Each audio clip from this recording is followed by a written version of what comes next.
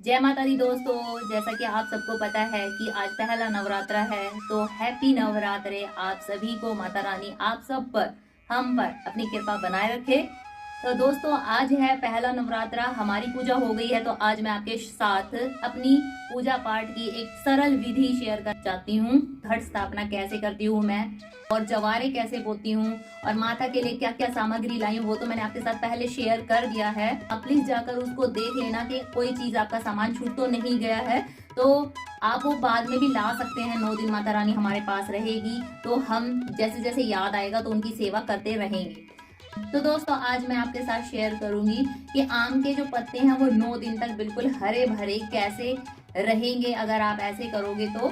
और दूसरा, जवारे, आपके बहुत जल्दी जवारे उग जाएंगे और एकदम हरे भरे और बहुत अच्छे से जवारे उगेंगे, वो तरीका मैं आपके साथ शेयर करूंगी। यह सरल सी छोटी सी विधि जो आपके साथ शेयर करेंगे हम। जय माता दी। चलिए देखते हैं। नवरात्र का पहला दिन है, तो दोस्तों मैंने पूरा मंदिर पहले साफ कर लिया है। पूजा सामग्री मैंने अपने आसपास रख लिया है। सबसे पहले मैं लगा रही हूँ माता की चौकी। चौकी के लिए मैंने यहाँ पटरा लिया है, लाल कपड़ा लिया है। माता रानी को चौकी पर बैठाने से पहले रख रही हूँ थोड़े से साबुत चावल। अखंड ज्योत के नीचे भी मैं थोड़े से चावल रखती हूँ। जहाँ पर मुझे कलश स्थापना करनी है वहाँ भी मैं थोड़े से चावल रख देती हूँ। मेरे पास ये एक बड़ा सा कलश है, मैं हमेशा इसी में माता रानी का कलश स्थापना करती हूँ। आप चाहे तो मिट्टी का भी ले सकते हो। तो मैंने धोकर साफ करके कलश में जल भर लिया।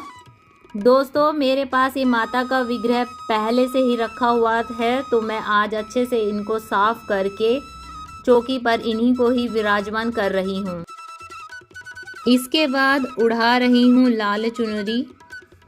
मेरे पास एक और माता रानी हैं, तो इनको भी मैं इनके साथ ही विराजमान कर रही हूँ। बचपन से ही देखती आ रही हूँ कि माता रानी की कोई भी पूजा होती है तो पतासे जरूरी होते हैं। पतासों का भोग लगता है, माता को चढ़ते हैं, तो इसीलिए मैं भी हर साल पतासे लेके आती हूँ और माता रानी को जरूर पतासे चढ़ाती हूँ। 5 पतासे मैंने माता रानी को चढ़ा दिए और एक पताशा अपने कलश में डाल रही हूँ। अब कर रही हूँ कलश स्थापना। थोड़ा सा गंगा जल मैंने कलश में डाल दिया है। तो दोस्तों अगर आपको 9 दिन तक अपने आम के पत्ते हरे भरे रखने हैं, आपके आम के पत्ते 9 दिन में सूख जाते हैं, तो अब थोड़ा सा ध्यान से सुनिए। मैं क्या करती हूँ कि पहले आम के पत्तों को अच्छी तरह साफ कर लेती हूँ और इस आम के पत्तों को अलग अलग तोड़ के नहीं रखती। ये जो डंडी के साथ रहते हैं ना, उस डंडी के साथ ही कलश में रख देती हूँ, जिससे कि हमारे आम के पत्ते पूरा 9 दिन बिल्कुल ऐसे के ऐसे रहेंगे, क्योंकि उनको थोड़ा थोड़ा पानी मिलता रहता है और वो हरे भरे रहते हैं, जिससे कि हमें भी खुशी मिलती है। कई बार होता है कि पत्ते सूख जाते हैं तो एक मन में आशंका आ जाती है कि पत्ते सूख गए हैं। तो ये छोटी छोटी चीज़ें हैं जो हमें चिंताओं से दूर कर देती हैं। तो ये आप कर सकते हो, इस तरह आपके पत्ते पूरे 9 दिन तक हरे भरे रहेंगे। उसके बाद नारियल को लेकर चुन्नी लपेटकर मैं स्थापित कर देती हूँ। वैसे तो दोस्तों कहते हैं कि नारियल की दिशा अलग अलग होती है रखने की, कोई टेढ़ा रखते हैं, कोई उल्टा रख देते हैं, तो सबके अपने अपने तरीके हैं। जितना पूछोगे उतना ज्ञान होगा, पर मैं बहुत सालों से ऐसे ही कर रही हूँ, तो मैंने वैसे ही नारियल को रखा है। इसके बाद आ जाती है बारी हरे भरे ज्वारे उगाने की। तो ये जो बर्तन है मैंने इसको साफ कर लिया था अच्छे से, ये मैंने अपने हाथों से बनाया है, इसको सजाया है। इसमें भर लिया है मैंने रेता, और अब मैं ये जौ डाल रही हूँ। दोस्तों मैंने ये जौ थोड़ी देर पहले भिगो दिए थे। जो ऊपर ऊपर जो जौ आ जाते हैं ना, उनको उतार दिया था, क्योंकि वो नहीं उगेंगे। जो नीचे पानी में बैठे हुए थे वो सारे जौ मैं इसमें फैला रही हूँ। बाकी का जो पानी बचेगा वो भी मैं अब इसमें डाल दूंगी। आज पहला दिन है तो थोड़ा सा जौ को ज़्यादा पानी देना पड़ेगा। थोड़ा सा हाथ से धीरे धीरे करके पानी डाल रही हूँ, ताकि जौ इधर उधर ना खिसक जाए। दोस्तों अब है ध्यान देने वाली बात। अगर आपको अपने जवारे हरे भरे और जल्दी उगाने हैं तो ये वाला तरीका ज़रूर करना। इस तरह आपको थोड़ी थोड़ी मिट्टी ऊपर से डालनी है, ताकि थोड़ी सी गर्मी बने और ये जो हमारे जल्दी जल्दी उग जाए। आप देखोगे कि शाम तक आपको थोड़े थोड़े अंकुरित जो दिखने लगेंगे, पहले ही दिन आपको थोड़े थोड़े जो अंकुरित दिखेंगे। इसके बाद एक लाल कपड़ा रखना बहुत ज़रूरी होता है। अगर आपके पास पीला है तो पीला साफ कपड़ा होना चाहिए। कोई चुन्नी है माता की वो रख सकते हैं। इससे क्या होता है कि जो भी मच्छर मक्खी गंदी हवा वो सब हमारे जवारों को बचाएगी। दूसरा कि एक गर्मी बनती है जिससे कि हमारे जवारे और भी जल्दी उगते हैं। माता रानी स्थापना हो गई है, कलश स्थापना हो गई है, जवारे उगा लिए हैं। अब मैं लगा रही हूँ तिलक, कलश को भी तिलक लगा रही हूँ, नारियल को भी तिलक लगा रही हूँ। इसके माता रानी को तिलक लगाएंगे, सारे जितने देवी देवता हैं उन सबको तिलक लगाऊंगी।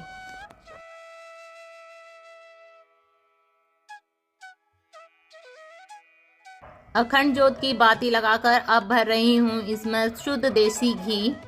वैसे तो माता रानी को चढ़ाने के लिए बहुत सारी सामग्री होती है, लेकिन ये कुछ सामग्री ऐसी है ये तो हमें माता रानी को चढ़ानी ही है। जैसे फल हो गया, पतासे हो गए, माता रानी को लौंग इलायची का भोग हो गया, कपूर है और माता रानी को सुपारी पान, ये कुछ चीज़ें हैं जो माता रानी को प्रसन्न करती है।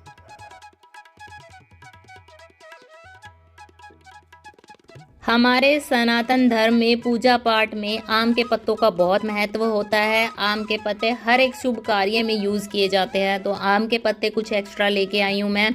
आम के पत्ते थोड़े से आसपास माता रानी के आसपास सजा रही हूँ। और गणेश जी को भी बहुत प्रिय है आम के पत्ते।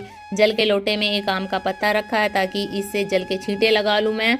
और ये जो कुछ आम के पत्ते मैंने रखे हैं, मैं तोरण बनाऊंगी। जब भी नवरात्रे होते हैं तो मैं तोरण बनाती हूँ, मेन गेट पर टांगती हूँ। माता रानी का भोग लगाने के लिए ये एक मिट्टी का दिया रख रही हूँ।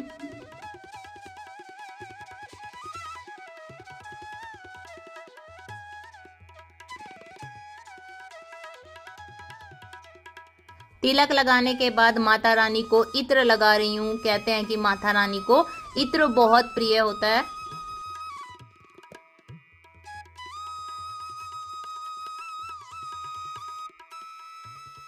माता के भोग और आरती के लिए कच्चा कपूर रख रही हूँ। पूजा पाठ में ताज़ा फूलों का बहुत महत्व होता है, तो मैं अपने बगीचे से लेकर आई हूँ माता रानी के लिए मोगरे के ताज़ा ताज़ा सुगंधित फूल।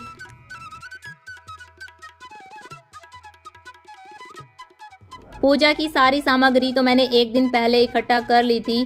फूल माला रह गई थी, लेकिन पूजा करते करते फूल माला वाला भी आ गया। फूल माला को मैंने अच्छे से जल से साफ किया। जल के छींटे लगा देते हैं तो चीज़ें साफ हो जाती है। जल के छींटे लगाने से कहते हैं कि चीज़ें शुद्ध हो जाती हैं। तो शुद्ध करने के बाद माला चढ़ा रही हूँ माता को।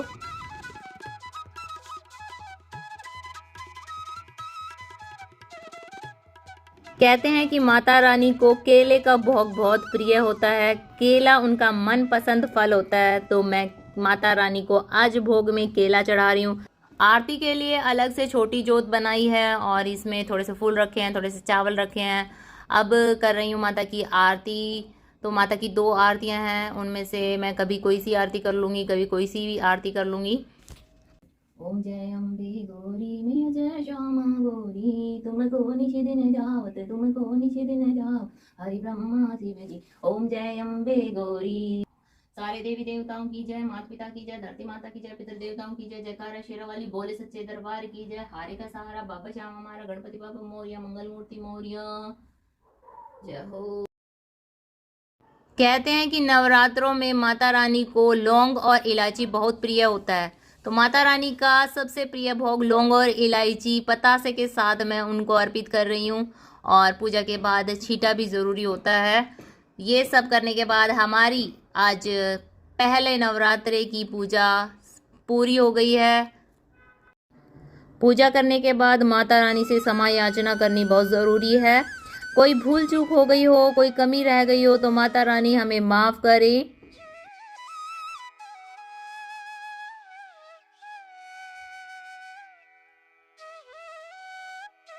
तो दोस्तों इस तरह आज मैंने माता रानी की स्थापना अपने घर में की है, जवारे उगाए हैं और घर स्थापना की है। माता रानी सब पर अपनी कृपा बनाए रखे। कैसी लगी आपको वीडियो? उम्मीद करती हूँ कि आपको पसंद आई होगी, तो कमेंट करके जरूर बताना और कमेंट में जय माता दी जरूर लिखना दोस्तों। उम्मीद करती हूँ कि आप ज्यादा से ज्यादा इस वीडियो को शेयर करोगे। जय माता दी दोस्तों, फिर मिलेंगे। जय माता दी।